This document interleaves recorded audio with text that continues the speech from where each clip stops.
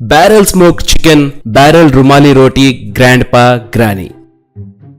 एक गांव में दो बूढ़े दंपत्ति हुआ करते थे। उनके नाम राजन्ना और राजम्मा था। वो दोनों मिलकर एक ढाबा चलाते थे। वहां पर चिकन, मटन, फिश के वैरायटियों के साथ साथ रोटी, नान रोटी और रुमाली रोटियां भी बेचते थे। वो बहुत स्वादिष्ट होने के कारण लोग उमड़ कर आते थे।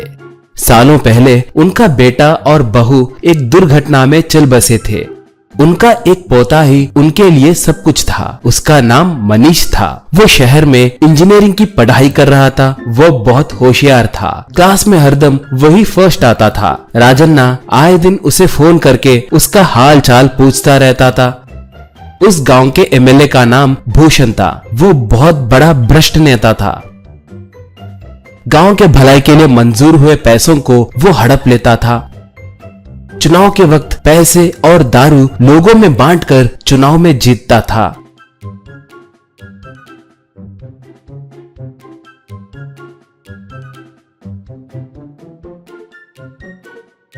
एक बार भूषण राजन्ना के ढाबे को आया और क्या राजन्ना, व्यापार कैसे चल रहा है? कहकर पूछा। राजन्ना, आप जैसों के दया के वजह से अच्छा ही चल रहा है साहब। ऐसे आना क्यों पड़ा? कुछ स्पेशल खाएंगे क्या? पूछा भूषण। नहीं नहीं, मैं भोजन करके आया हूँ। कल से इलेक्शन कैंपेन शुरू होने वाला है। हमारे कार्यकर्ता यही भोजन करेंगे। उसके साथ साथ मीटिंग को आने वाले लोगों के लिए भी भोजन का प्रबंध आपको ही करना होगा। आपके बनाए खाने को हमारे लोग लेकर जाएंगे। पूरा कितना हुआ हिसाब करके बोले तो इलेक्शंस के बाद दे दूंगा। अगर मुझ पर विश्वास नहीं है तो बोलिए, अभी एडवांस दे दूंगा, कहा। राजम्मा तब, अरे रे, आप पे हमें भरोसा क्यों नहीं होगा? आपको एडवांस देने की कोई जरूरत नहीं है। आप जैसे बोलोगे वैसे करेंगे, बोली।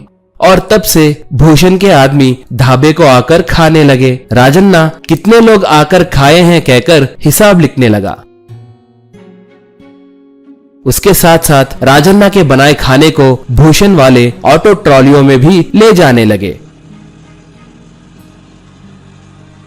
चुनाव के वक्त हरदम के जैसे ही लोगों में दारू और बिरयानी बांटकर भूषण जीत गया। थोड़े दिनों के बाद राजन्ना और राजम्मा भूषण के घर को गए और उनको मिलने वाले पैसों के बारे में पूछे। भूषण तब, देखो राजन्ना, हम नेता लोग इलेक्शन से पहले बहुत सारे वादे करते, वो सब थोड़ी निभाते। ये भी वैसा ही है। हाँ, आपने भोजन खिलाया, पैसों के बदले आपको कुछ मदद चाहिए तो बोलो। एक एमएलए के तौर पर मैं जितना भी मदद कर सकता हूँ वो करूँगा। पैसे तो नहीं दूंगा, बस, कहा। राजम्मा तब, ये बहुत गलत बात है साहब। हमें आपसे क्या काम होगा? दया करके हमें जो पैसे मिलने चाहिए वो पैसे दिए तो हमारे लिए वही काफी है। नहीं तो गांव में पंचायत रखेंगे, बोली भूषण गुस्से से। ए बुढ़िया, क्यों मुझे धमका रहे हो? एक बार बोले तो समझ में नहीं आता क्या? अपने मर्जी आए जैसे करो, चुपचाप यहाँ से जाओ, कहकर दोनों को धक्के देकर निकाल दिया। राजन्ना ये सब फोन में अपने पोते से कहकर बहुत दुखी हुआ। 2 दिनों के बाद एक जेसीबी आकर उस ढाबे को नाश कर दिया।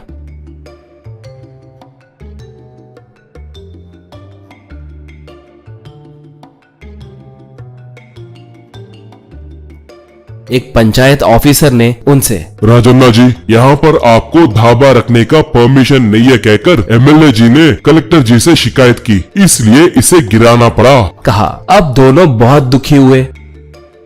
राजन्ना ये सब पोते को फोन करके पूरी बात बताई। मनीष तुरंत निकलकर घर को आया।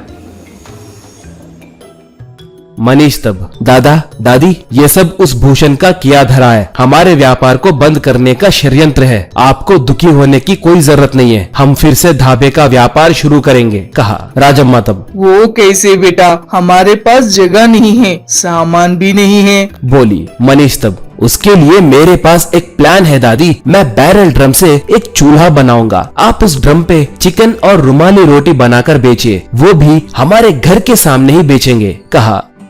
ऐसे मनीष ड्रम से चूल्हा बनाया।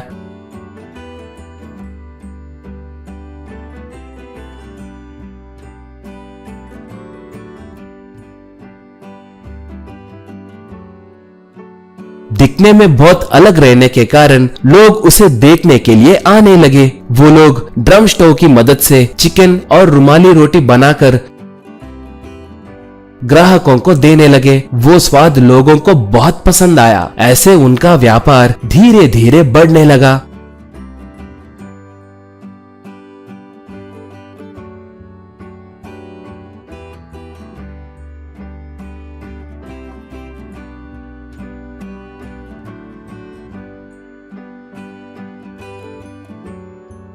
एक बार भूषण वहां पर आकर उसे उनके मुनाफे में हिस्सा देना है कहकर, नहीं तो कोई ना कोई झूठा केस उन पे डालेगा कहकर उन्हें धमकाकर चला गया। मनीष ये सब छुपकर वीडियो निकाला, उसे सीधे जज को भिजाया।